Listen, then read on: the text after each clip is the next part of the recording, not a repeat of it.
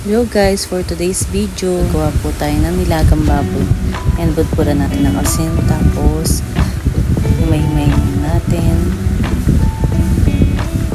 And then, lagyan natin ng tubig, half, para pakuluan ng maigi.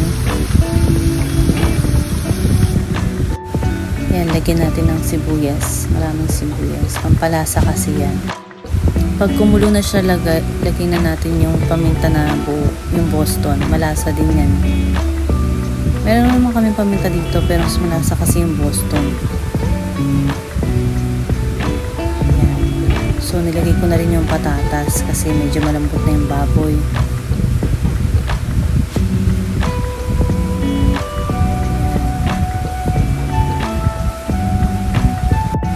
Tinimplahan ko na rin siya ng Lawrence patis.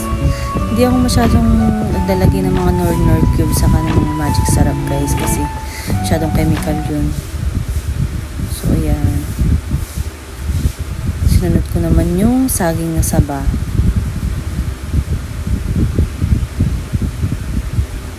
Siguro pinakuluan ko yung mga baboy mga 40 minutes.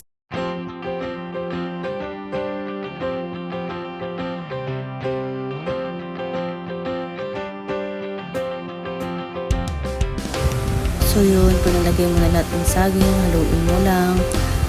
Kasi kompleto naman na yan. May asin na, may patis, may paminta, sibuyas, patatas, saging, andyan na. Halo-halo lang.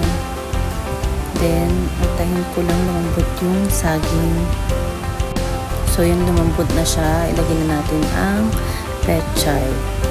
Actually, pechay at repolyo talaga ang kulang. Pero, pechay na lang yung kinaya ng budget. So, ayun.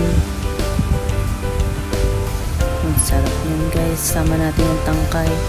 Sayang. Kasi gusto daw ni mother kasama yung tangkay. So, sinama ko. Pero ako, nagluluto, hindi ko talaga sinasama siya. Kasi medyo nakakarayuma siya. Ay, gusto ni mother. Ayun. Sinama ko. So, halo-halo lang natin. Huwag masyadong halo kapag dito na yung malalambot na veggies kasi para hindi siya madurog.